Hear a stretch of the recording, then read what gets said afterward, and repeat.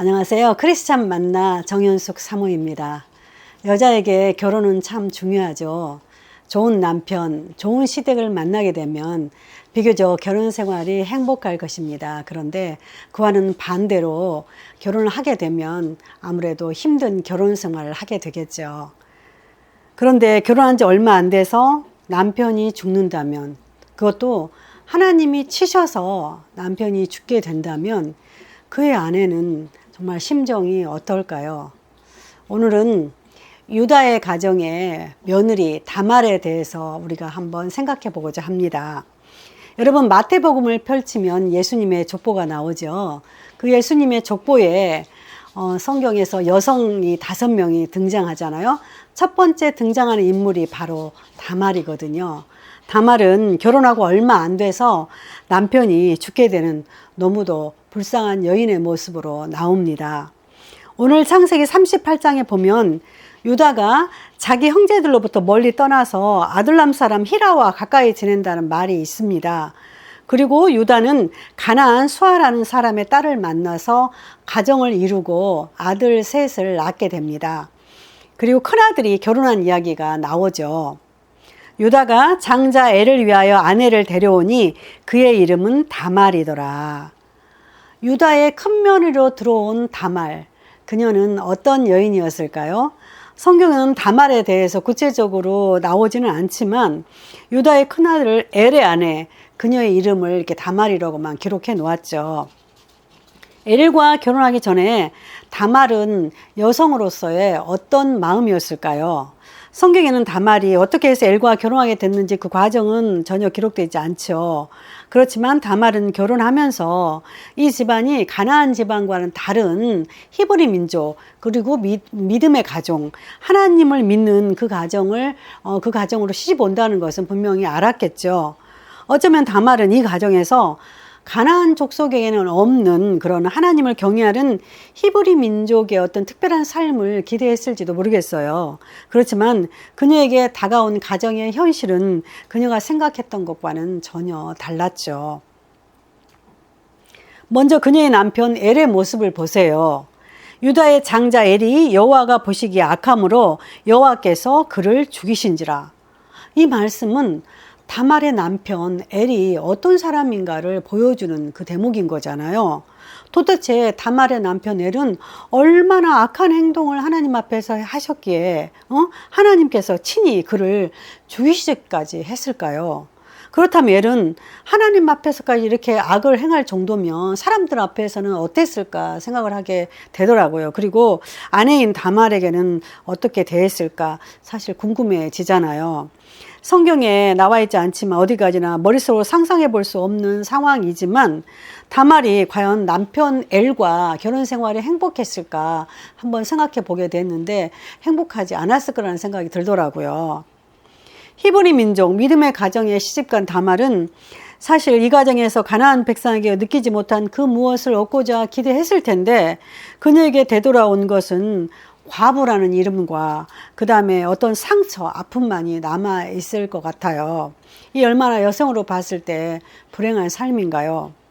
오늘날에도 많은 크리스찬들이 정작 남편이 될 사람이 정말 하나님을 경외하는 사람이 믿음의 사람인지도 잘 파악하지 않은 채 장로님 아들이니까 권사님 아들이니까 이렇게 믿고 결혼을 했다가 실제 그 남편과 살아보니까 세상 사람 많지 못한 정말 어처구니 없는 그런 사람을 만나가지고 크리스찬 여성들이 결혼 생활에서 굉장히 힘들어하는 그러한 가정들이 꽤 있는 것을 저도 잘 알고 있거든요. 그런 가정들이 다말을 보면서 생각이 나더라고요.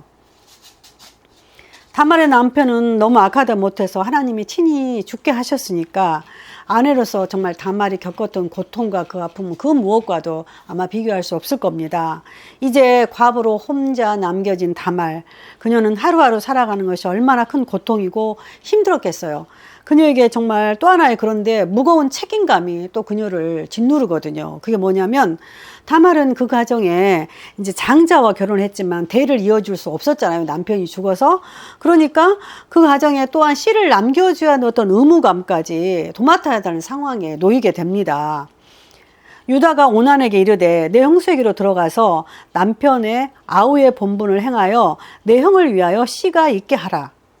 정말 이 부분에서 다말이 어떤 입장이었고 어떤 처지였는지 정말 우리가 알 수가 없죠. 그렇지만 유다의 둘째 아들 오난의 행동에 대해서는 나와 있죠. 오난이 그 씨가 자기 것이 되지 않을 줄 알므로 형수에게 들어갔을 때에 그의 형에게 씨를 주지 아니하려고 땅에 설정하매 그 일이 여호와 보시기에 악함으로 여호와께서 그도 죽이시니. 다말은 이 가정에 후손을 남겨줘야 된다는 그런 생각에 시동생과 동침까지 하게 되었는데, 되돌아온 것은 시동생의 불순종과 그로 인해서 시동생까지 하나님께서 죽이셨다는 사실이에요. 이런 모든 상황을 지켜본 다말의 심정은 어땠을까요?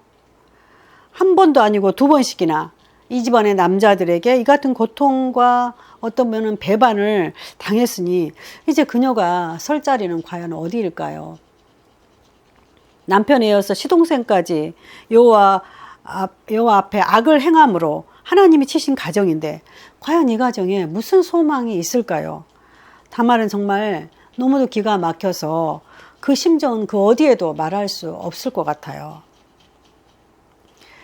다말은 너무도 비참하고 절망적인 상황이지만 시아버지 앞에서 자기 신세를 한탄하거나 그렇지 않았어요. 그리고 조용히 친정으로 떠나갑니다.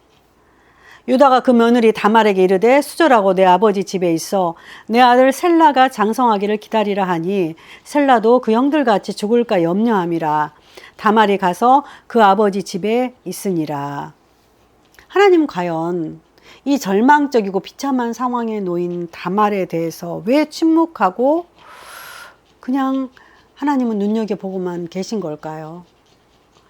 다말은 과연 그런 하나님이 다말에게 어떻게 느껴졌을까요?